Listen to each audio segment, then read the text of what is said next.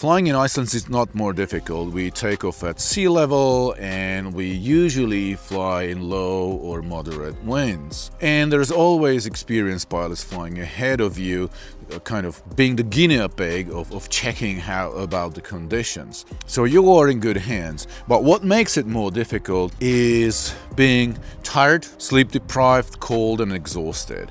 That's when beginners start to make somehow mistakes, even in situations that normally they would be able to handle. And the more advanced pilots, they kind of have it as a second nature. They just go through it easily. So if you want to prepare for the Iceland trip, I would simply suggest that in the spring, just focus on practicing your takeoffs and landings. Focus on practicing full tank takeoffs, because in Iceland we always do full tank flights because we want to fly long and see and explore. Practice nil wind takeoffs, because quite many of them are in nil wind, and usually this is the most difficult part for the pilots. And this is exactly what I did with my son when he was 15. In spring I told him, from now until Iceland trip in June, we will not fly for fun. Every single flight session was dedicated to training, practicing takeoffs, practicing landings, practicing figure eights, and very quickly, he was able to develop skills that were perfectly sufficient to do the Iceland trip without any problems. So in fact, you're not that far from being a superhero. If you want, we still have a few seats available for the summer 25,